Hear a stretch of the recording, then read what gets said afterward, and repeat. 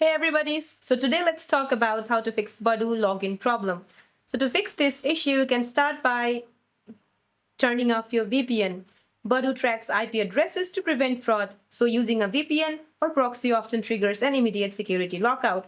Now the next what you can do is cycle your internet.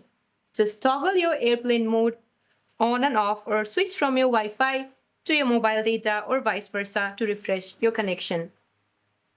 Now the next what you can do is reinstall the app. Just delete the existing app from your device and then go to your Google Play Store or Apple Play Store and then find Badoo and then re-download it again.